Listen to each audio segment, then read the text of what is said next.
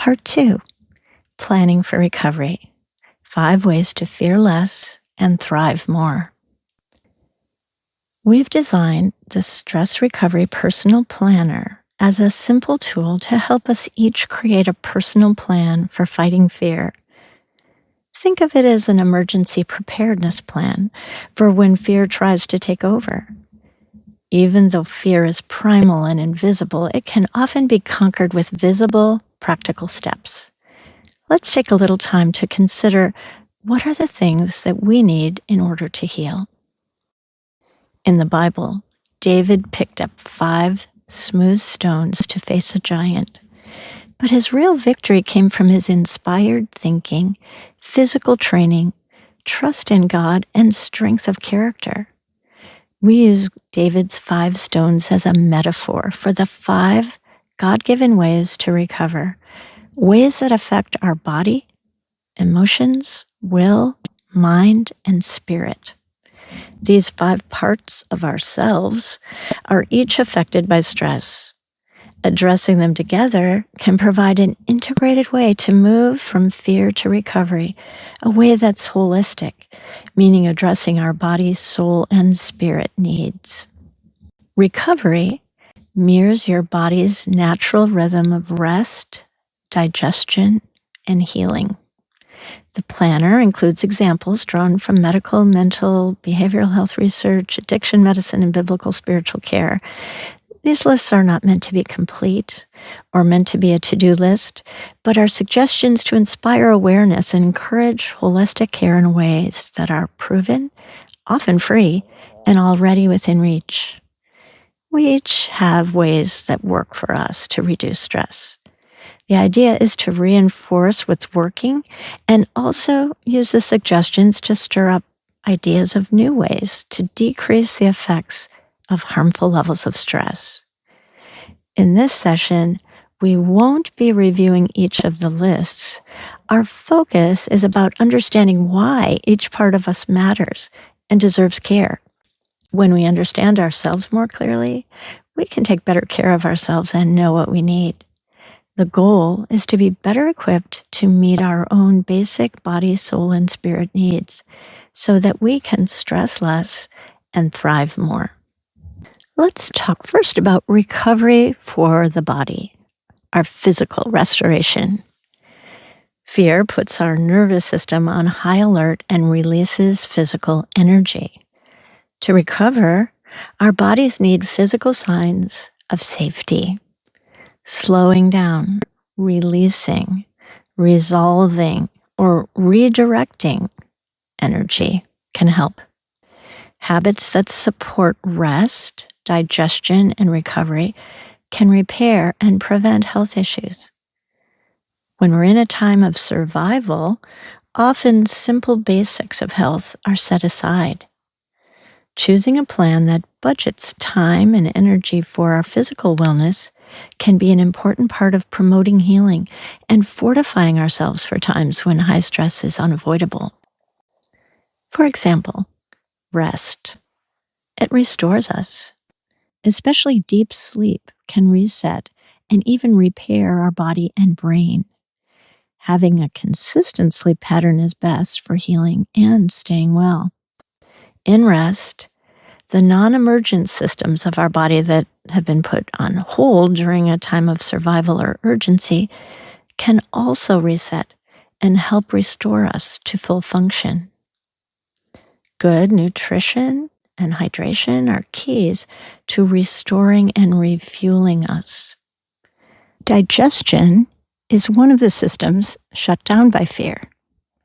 It turns back on with nutrition and rest, helping the body eliminate waste. We can forget simple things like remembering to drink enough water in a time of crisis. Exercise removes residual stress energy out of the body. Physical activity or massage can release stored physical tension. Deep breathing techniques and vagus nerve reset movements can help us shift out of survival mode and into recovery. Touch matters. Hugs or safe companionship bring relief. Stress is also released by reducing time pressure. Eliminating some time stressors can create breathing room. Even a small break from a full schedule can give our body the space to recover. Breaks are not wasted time. They help us recharge, especially when high stress becomes a marathon, not a sprint.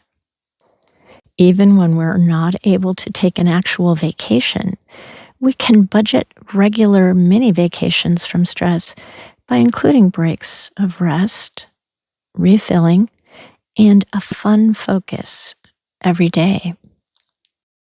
Every act of physical kindness tells your body you're safe now. David said he was led by God, his shepherd, beside still waters to restore his soul. Following instructions from medical providers that we trust in the process of recovery can help restore or maintain our health. Review the list of other physical examples, and then consider new ways we can plan to help our body feel safe and allow it to heal. Next, let's look at our emotional recovery, restoring a sense of well-being. Fear creates negative emotions that can feed negative thoughts and then can drive our behavior where we may not really want to go. Our ability to regain calm and reason are important skills for staying healthy and making wise choices. Since fear temporarily overrides our rational thinking, it's important to have a plan and know the way back to a rational state. Emotions are messengers that need to be recognized. Fear itself is not the enemy. It has an important role. It alerts and energizes us in a time of urgency or danger. All of our emotions are designed to signal us about what we need. But the strength of fear's emotions can easily become dominant. Emotions are signals, but they can't solve problems. They're meant to either reinforce our sense of well-being or alert us to a need for change. Simply denying or ignoring the big feelings won't help, but can actually delay solutions by trying to escape or mask fear. Solutions come from being able to find our way back into the higher level thinking we need in order to think and act more clearly. The ways we can rest, digest, and recover emotionally look like ways of intentionally calming down enough to process information and recover our ability to reason. Often this can happen quickly, but sometimes we can get stuck. So let's scan the list to consider what might help when we're stuck. For example, fear breaks when you take a break from fear. In a crisis, be ready to switch gears. Those who navigate hardship and crises well know how to access training and higher thinking even under pressure. Here's an interesting fact. Our brains are not able to be grateful and afraid at the same time. So even in a crisis, taking a moment to be thankful can move us into a more rational state quickly, even though it might feel unnatural. A comforting memory or belief can calm your nervous system. David said he entered God's gates with thanksgiving. He wrote these lyrics that are recorded in the Bible. I sought the Lord, and he heard me and delivered me from all my fears. Prayer can create a place of safety internally, even when external danger remains high. Patients often ask for a chaplain to pray for them and find it as effective as requesting a sedative before a procedure or when they're facing a threatening condition. Soldiers who fight for love or honor are found to often be able to emotionally survive hardship better than those who are fueled by fear. By focusing on what brings comfort and joy, who and what we love, Nature, music, and art are powerful stress relievers. Redirecting our thoughts to something more spacious and soothing can put the brakes on fear. Releasing emotions through crying, laughing, forgiving, journaling, or safe connection lets our soul release tension, be restored and ready to take in the good things that help us heal and feel safe emotionally again. Words are powerful and can either nurture our minds or damage them. If we can avoid internalizing words that are meant to hurt us or are untrue, we can process what we hear and learn to let in only what is helpful. Sometimes, when processing our own thoughts, we may recognize that we have internalized fear when it's our own words and thoughts that are fighting against us. Eliminating negative self-talk is another way to release fear and be kinder to ourselves. Adults can sometimes forget the value of play, but recreation can actually recreate us. Humor, play, creativity, and things like stopping to breathe fresh air or enjoy a sunset are all free and easy ways to shift our stress neurochemistry. Sorting out our emotions is like emotional digestion. Not only do we need to take in some nurturing, we can also release things like worry, grief, and anger through support, prayer, counseling, safe connection, or even movement. Without this kind of emotional processing, we can carry today the emotional weight of yesterday's outdated fear, anger, or emotional trauma. God's mercy is new every morning, ready to keep us refreshed in a healthy way. Finally, when fear escalates to anger, it's hard to even recognize it as fear. This may be partly because of how empowered we are to automatically defend ourselves in an emergency, and because of the numbing effect of high stress. We experience the same physical reaction whether our stress is a real physical danger or a mental or emotional threat or challenge. Unless we really need the energy fear creates to physically defend ourselves or others from danger, it's often good to call a truce. Take a break. It causes some of our heightened energy and neurochemistry to resolve. The old adage that says when we're angry, count to 10 is true.